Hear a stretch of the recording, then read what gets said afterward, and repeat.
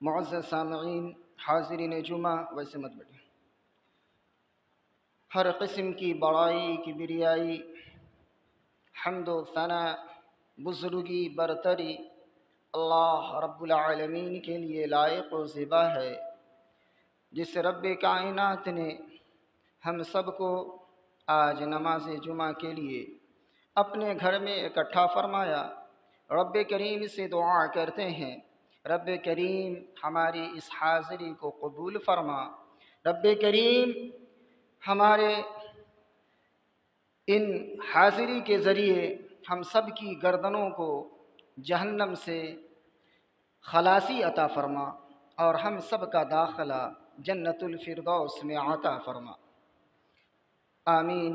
انگنت بے شمار درود و سلام نازل ہو اللہ کے بھیجے ہوئے تمام نبیوں اور رسولوں پر، خصوصاً امام الانبیاء سید ولد آدم جناب محمد الرسول اللہ صلی اللہ علیہ وسلم پر، آپ کی نیک آل و اصحاب و ذریات و ازواج و اہل بیت پر۔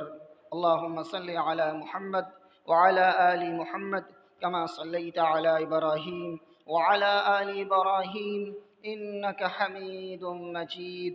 اللہم بارک علی محمد وعلى آل محمد كما باركت على إبراهيم وعلى آل إبراهيم إنك حميد مجيد۔ معزز سامعین، میں نے آپ کے سامنے خطبہ مسنونہ کے بعد سورہ قاف کی چند آیات پڑھی اور اس کے بعد سورۃ النساء کی آیت نمبر 32 نمبر کی آیت میں نے پڑھی۔ انشاءاللہ العزیز اسی آیت کریمہ کی روشنی میں چند بات کہنے کی کوشش کروں گا۔ رب کریم سے دعا کرتا ہوں، رب کریم ہمیں حق بولنے، آپ کو حق سننے اور ہم سب کو اس کے اوپر عمل کرنے کی توفیق عطا فرمائے، آمین۔ معزز سامعین، آئیے آیت کریمہ کی طرف چلتے ہیں۔ اللہ فرماتے ہیں وَلَا تَتَمَنَّوْا، اور تم آرزو نہ کرو، ہوس نہ کرو۔ بعض علماء نے یہ معنی لکھا ہے اور تم حسد نہ کرو۔ اگر اللہ نے تم میں سے بعض کو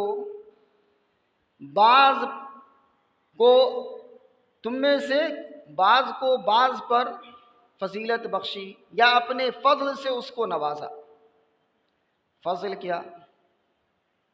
مال و دولت سے کسی کو نوازا، آپ کے پاس مال نہیں ہے، دوسرے بھائی کو اللہ نے مال دیا، تو اس سے حسد نہ کرو، اس سے جلو مت۔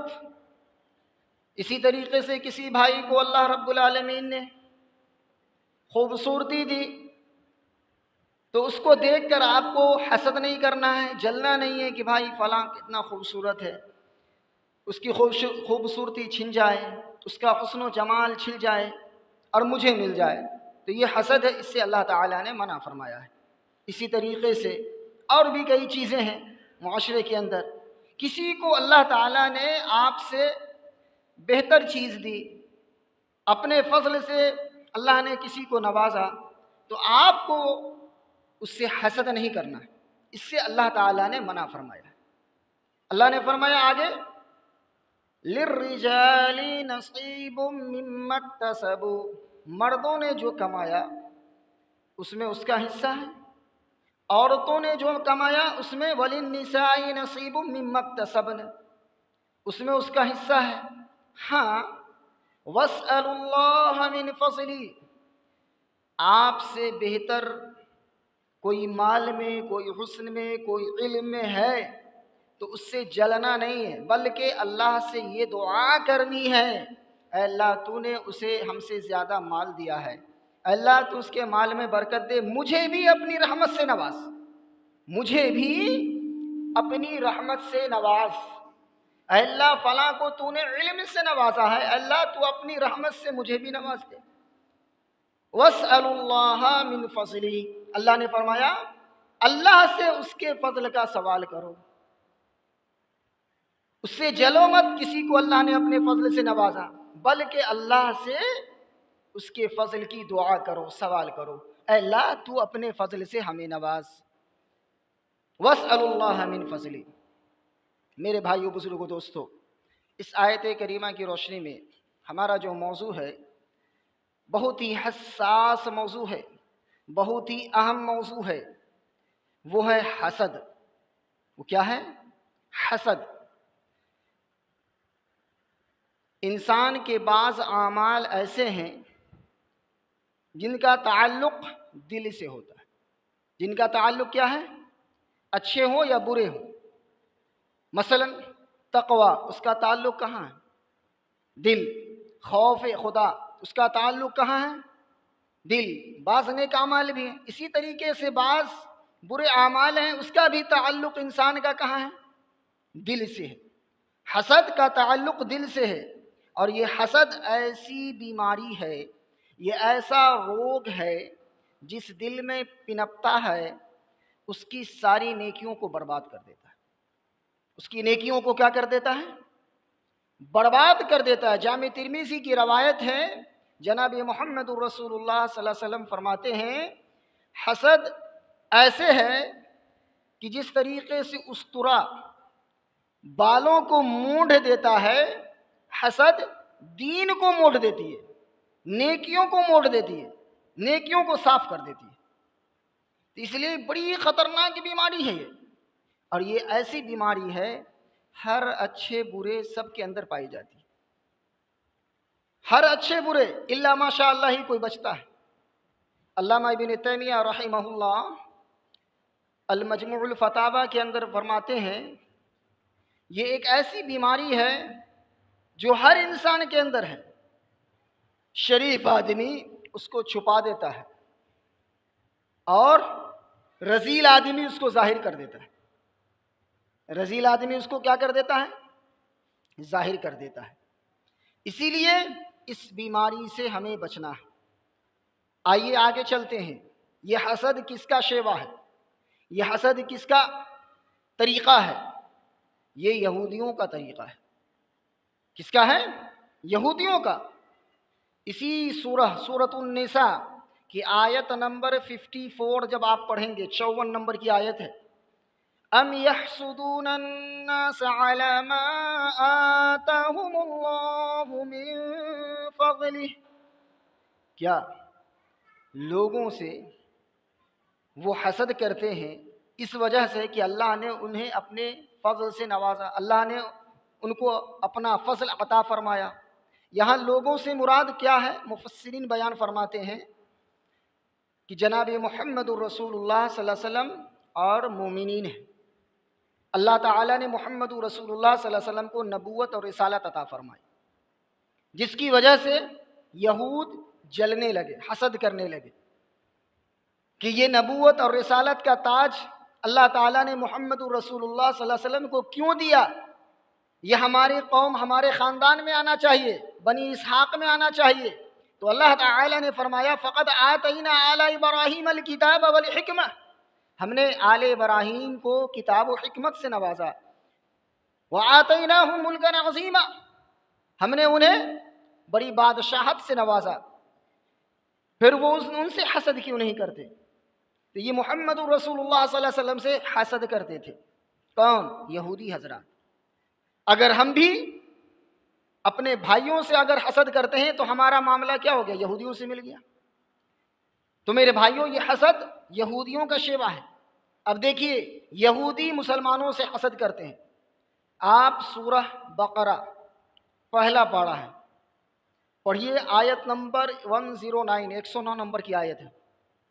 اللہ فرماتے ہیں وَدَّ كَثِيرٌ مِّنْ أَهْلِ الْكِتَابِ لَوْ يَرُدُّونَكُم مِّن بَعْدِ إِيمَانِكُمْ كُفَّارًا حَسَدًا مِّنْ عِندِ أَنفُسِهِمْ۔ کیا مطلب ہوا؟ وَدَّ كَثِيرٌ مِّنْ أَهْلِ الْكِتَابِ، اہل کتاب کی اکثریت یہ چاہتی ہے کہ مسلمانوں کو ایمان لانے کے بعد کافر بنا دے۔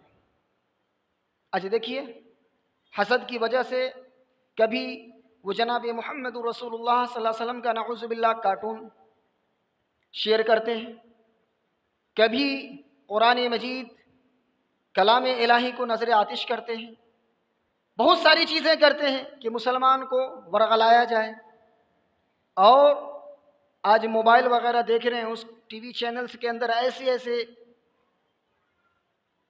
فحش گوئی گندی چیزیں ٹی وی چینلوں پر کہ مسلم نوجوانوں کی اکثریت اسی کے اندر مائل ہو چکی ہے اور اپنے اسلام کا جنازہ، اپنا اسلام ختم کر چکی الا ماشاء اللہ۔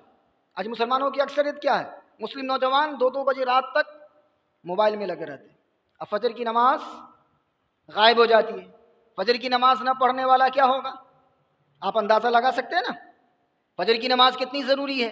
رات میں موبائل دیکھنا ضروری ہے یا فجر کی نماز ضروری ہے؟ اندازہ لگا سکتے ہیں۔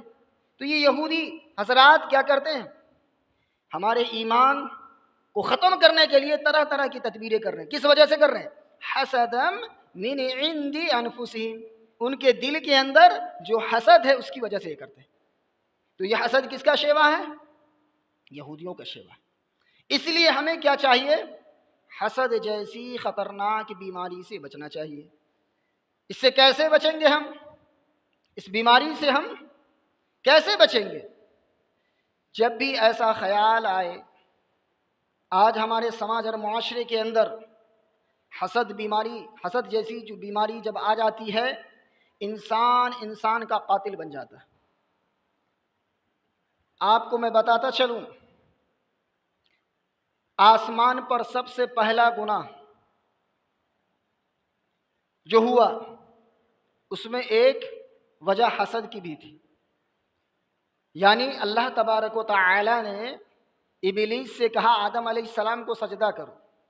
ابلیس سے کیا کہا؟ سجدہ کرو، لیکن ابلیس نے کیا کیا؟ ابا واستکبر، اس نے انکار کیا اور تکبر کیا۔ جب اللہ تعالی نے اس سے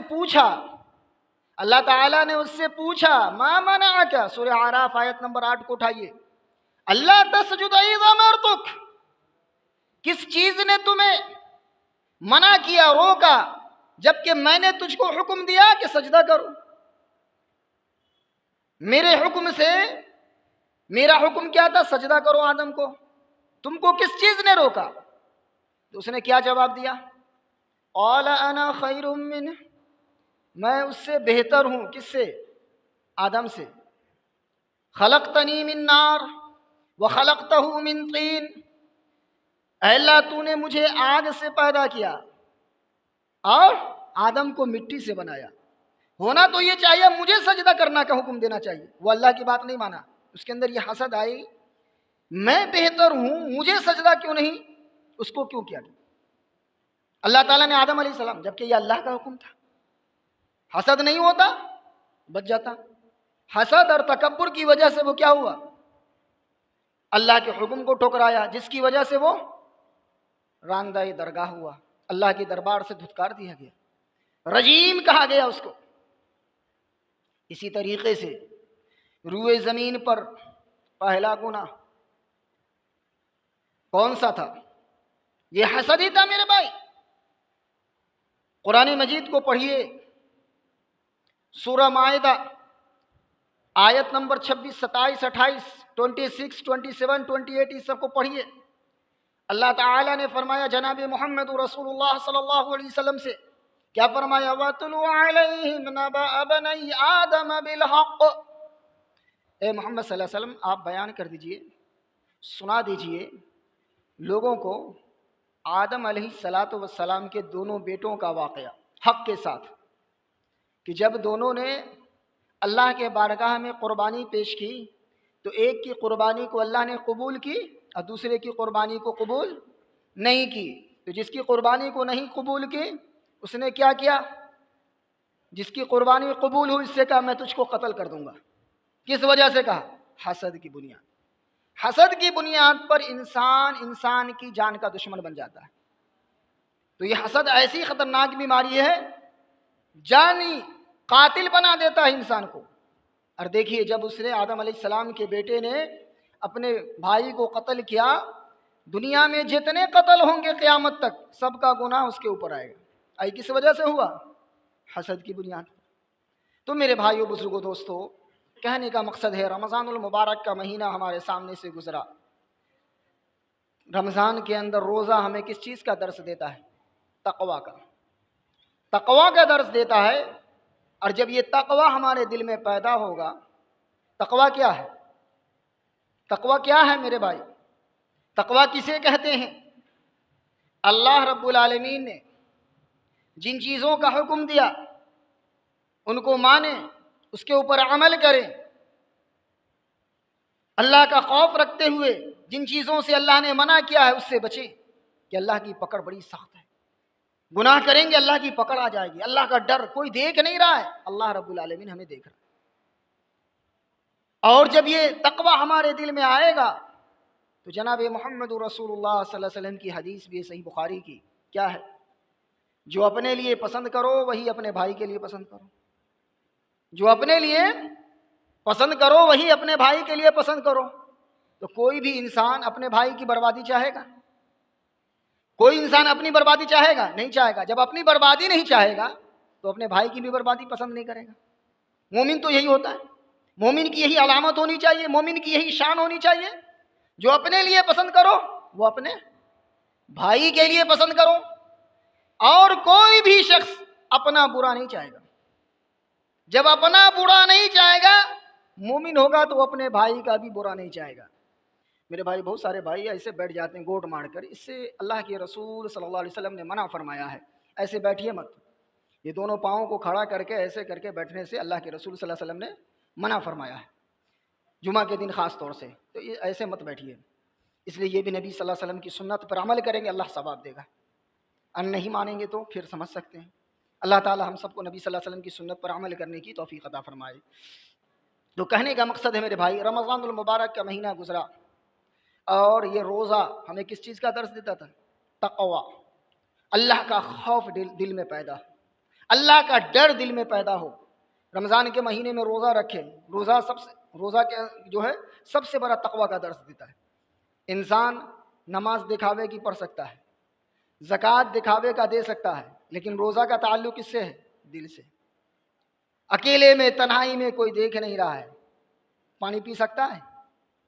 کھانے رکھے ہوئے افطاری کے وقت دیکھیے، وقت ہونے سے پہلے کوئی جب تک اللہ کا حکم نہیں ہوتا ہے کوئی کھا سکتا ہے، افطار کر سکتا ہے؟ نہیں کر سکتا۔ کیوں؟ اللہ کا حکم نہیں۔ تنہائی میں پانی پی سکتا تھا لیکن نہیں، اللہ دیکھ رہا ہے پانی۔ اس لیے اللہ تعالیٰ نے روزے کی بڑی فضیلت بتائی ہے کہ روزہ کیا ہے؟ اس نے میرے لیے رکھا تو میں ہی اس کا بدلہ دوں گا۔ تو روزہ جو ہے تقویٰ کا درس دیتا ہے۔ اور جب ہمارے دل میں تقویٰ پیدا ہو جائے گا، اللہ کا ڈر اور خوف ہوگا، تو یہ حسد جیسی بیماری سے ہم کیا ہو جائیں گے؟ بچ جائیں گے، اور ہمارے اعمال بھی کیا ہو جائیں گے؟ بچ جائیں گے، محفوظ ہو جائیں گے۔ لیکن اگر حسد آ جائے گا تو ہمارے اعمال برباد ہو جائیں گے، ہمارے اعمال برباد ہو جائیں گے۔ تو میں بھائیوں آپ سے کہنا چاہتا ہوں کہ اپنے دل میں تقویٰ پیدا کریں، اللہ کا خوف اور ڈر پیدا کریں۔ تقویٰ کے بہت سارے فائدے ہیں، تقویٰ کے بہت سارے فائدے ہیں۔ قرآن مجید فرقان حمید کو جب آپ پڑھیے گا، سورۃ الانفال، اللہ تعالی اہل ایمان کو، مسلمانوں کو حکم دے رہا ہے، یا ایھا الذین آمنوا، اے وہ لوگو جو ایمان لائے ہو، ان تتقوا اللہ، اگر تم اللہ سے ڈرو گے تو کیا فائدہ ہوگا؟ تقوی اختیار کرو گے تو کیا فائدہ ہوگا؟ یجعل لکم فرقانا، اللہ رب العالمین تمہارے اندر اچھائی اور برائی کی تمیز پیدا کر دے گا۔ حق اور باطل کے اندر ہمیں پتہ چل جائے گا کیا حق ہے کیا باطل ہے۔ فرقان، حق اور باطل کے اندر، یہ قرآن مجید کیا ہے؟ فرقان ہے نا، اس کا ایک نام فرقان بھی ہے۔ حق اور باطل کے اندر تمیز پیدا کرنے والی چیز ہے۔ یجعل لکم فرقانا ویکفر عنکم سیئاتکم، اللہ تعالیٰ تمہارے گناہوں کو بھی معاف کر دے گا۔ تقویٰ کا کیا فائدہ ہوا اس آیت کے اندر؟ ویغفر لکم ذنوبکم، اور اللہ تمہارے گناہوں کو بھی معاف کر دے گا۔ تو تقویٰ کا پہلا فائدہ، اللہ تعالیٰ ہمیں فرقان عطا کرے گا، حق اور باطل کے اندر تمیز کی صلاحیت عطا فرمائے گا۔ دوسرا فائدہ کیا ہے تقویٰ کا؟ اگر ہم بے راہ روی کے شکار ہو گئے ہیں، پریشانیوں میں مبتلا ہو گئے ہیں، بند کمرے میں بند ہے، جیسا کہ انسان بند کمرے میں بند ہے، باہر نکلنے کا راستہ کھوج رہا ہے، مطلب زندگی سے پریشان ہے، کوئی اس کی رہنمائی نہیں نکل رہی ہے، کیسے بچا جائے برائی سے، کیسے اس کو چھٹکارا حاصل ہو، جیل کی کوٹری میں ہے یا کوئی بھی پریشانی میں مبتلا ہے، اگر وہ تقوی اختیار کرے گا، تقوی کا فائدہ کیا ہوگا؟ اللہ رب العالمین اس راستے یعنی اس کے لیے راستہ کو کھول دے گا، بند راستے کو اللہ کھول دے گا۔ وَمَن يَتَّقِ اللَّهَ يَجْعَل لَّهُ مَخْرَجًا، جو اللہ سے ڈرتا ہے اللہ تعالیٰ اس کے لیے راستہ نکال دیتا ہے۔ اللہ تعالیٰ کیا کرتا ہے اس کے لیے؟ جہاں کوئی اس کا ساتھ نہیں دیتا ہے اللہ اس کے لیے راستہ پیدا کر دیتا ہے اور پریشانی سے وہ نکل جاتا ہے۔ تو دوسرا فائدہ کیا ہے؟ اللہ ہمیں پریشانیوں سے نکال دے گا اگر اللہ کا ڈر ہم اپنے دل میں پیدا کریں گے۔ تیسری چیز، یہ سورہ طلاق کی آیت نمبر 2 ہے، آیت نمبر 3 کو پڑھیے۔ جب اللہ کا ڈر ہمارے دل میں پیدا ہوگا، حلال ہے حرام ہے، حرام کی کمائی زیادہ نظر آ رہی ہے، حلال میں کچھ نظر نہیں آ رہا ہے، لیکن اللہ کا ڈر ہے، اللہ تو دیکھ رہا ہے، اس میں تیری ناراضگی ہے اور اس میں تیری رضامندی ہے، لیکن حلال کما رہے ہیں، کمائی نظر نہیں آ رہی ہے، حرام میں بہت دکھ رہا ہے لیکن برکت نہیں ہے۔ جب اللہ سے ڈرتا ہے اللہ تعالیٰ اس کو ایسی جگہ سے رزق دیتا ہے وہ گمان بھی نہیں کر سکتا، وہ سوچ بھی نہیں سکتا، اللہ اس کو وہاں سے رزق پہنچا دیتا ہے۔ آپ نے سنا ہوگا علماء کے بیان میں، مریم علیہ السلام کو اللہ تعالیٰ بے موسم کے پھل دیتے تھے۔ زکریا علیہ السلام ان کے پاس آتے تھے، دیکھتے انگور کے خوشے ہیں، بھائی بے موسم کا پھل کہاں سے آ گیا؟ انا لکی ھذا، یہ کہاں سے آیا؟ مریم علیہ السلام نے کیا جواب دیا؟ قالت هو من عند اللہ، یہ اللہ کی طرف سے، اللہ جسے چاہتا ہے بے حساب رزق دیتا ہے۔